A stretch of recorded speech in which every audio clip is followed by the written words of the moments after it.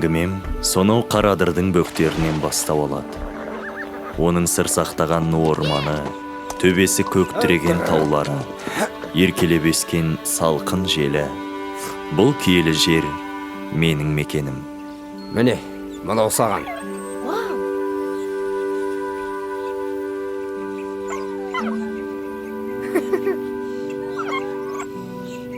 Қараңыз, көзін ашып жатыр. Құрмаш. Алғаш жарық дүние есігін ашқан сәтімнен ақ қамқоршым, менің жанашырым. Келе ғой. Асыр салып бірге ойнаған балалық шағымның айырылмас серігі.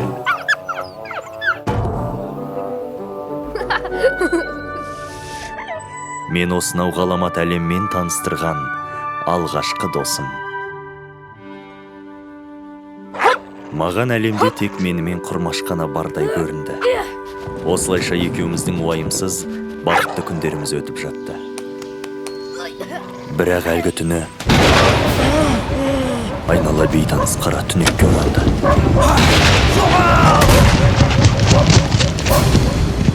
Қалайық, кім бар?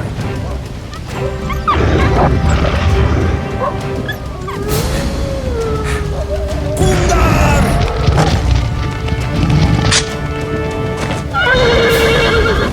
Кетпесін, алдын ораңдар! Көксерек! Әйтсе де сол қара түнек менің жаныма жылы да жақын сезілді.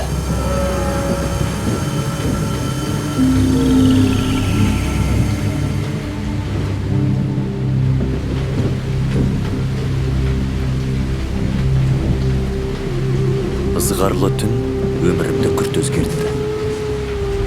Айналамдағы тіршілікте суи бастады. Кім бірінші болады екен? Бұрынғы ойын күлкі, алаңсыз өмірім таусылды. Қара түнектен қалған жылу менің еріксіз мазамды алды. Бейтаныс бір орман жақтан мені өзіне шақырып тұрғандай сезілді.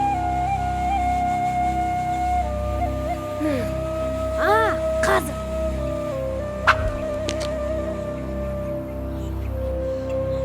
Көксерек, таяқшы.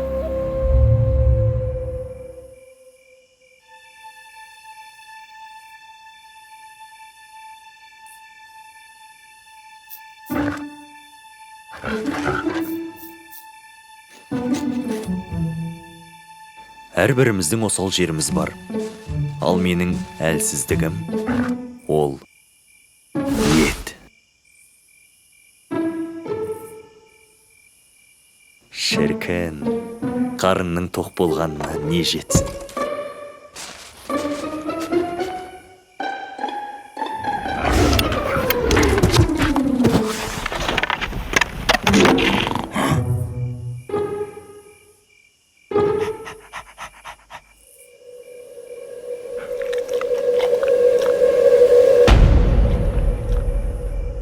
Бірақ бір қызығы, еттен жеп болған соң артынша таяғында қосып жейтінмін.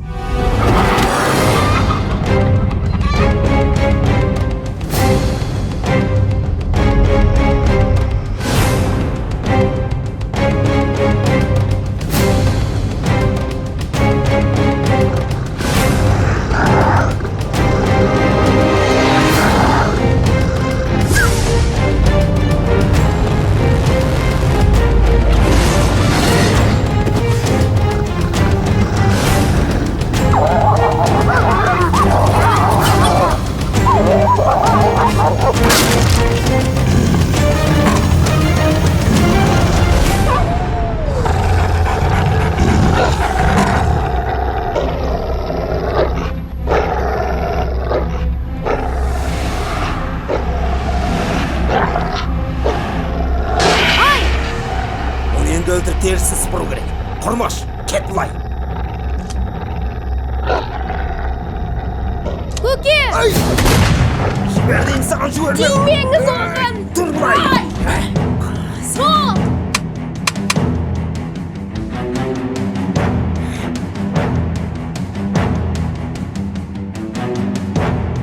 Аштық, жалғыздық, өкпеге кірген ащы суық сүйекті сырқыратты. Ызғарлы желдің сырлы дауысы белгісіз бағытта бастап барады. Кенет әлгі ғажайып үн тағы да мені шақырды.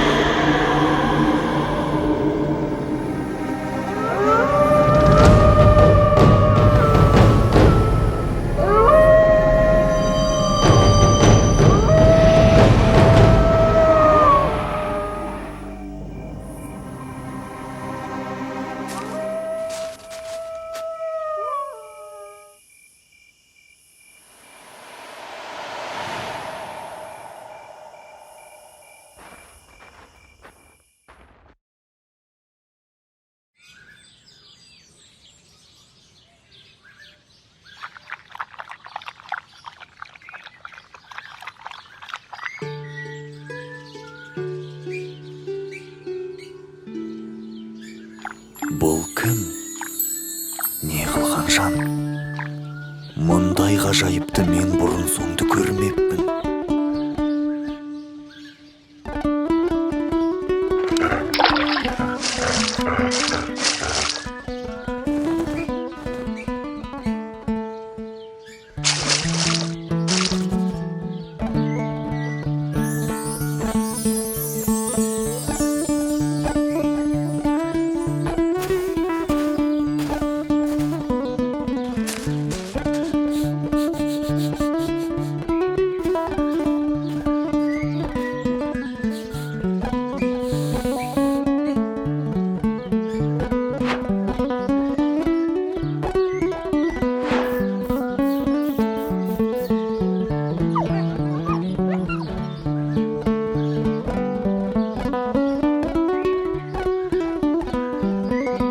Иә, бойынан бір жылулық сезіледі.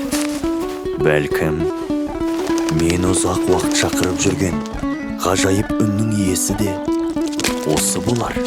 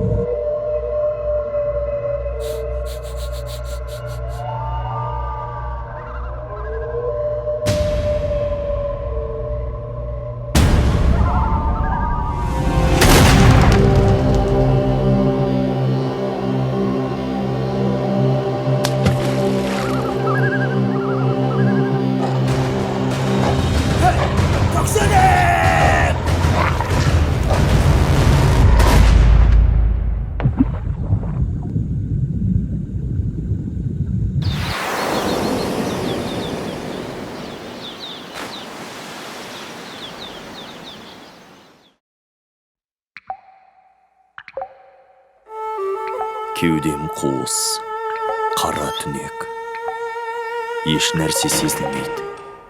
Тағы да әлгі дауыс құлағымнан кетер емес. Бұл ненің даусы? Түсінер емеспін. Естілген сайын ішімді ашу мен ыза кернеп барады. Мүмкін алынбаған кегімнің даусы болар.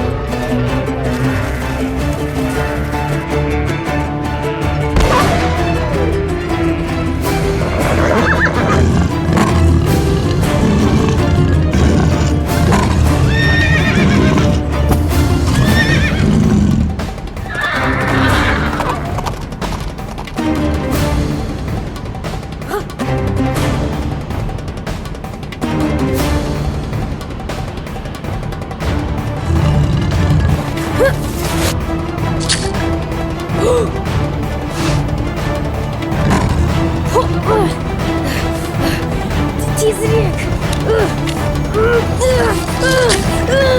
Ай!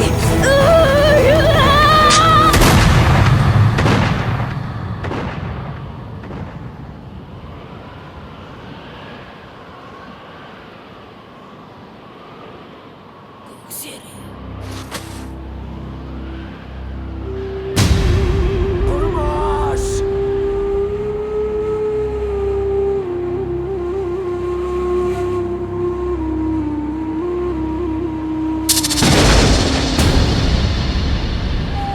Ай, тұқымың құрғыр, көзіңді құртам!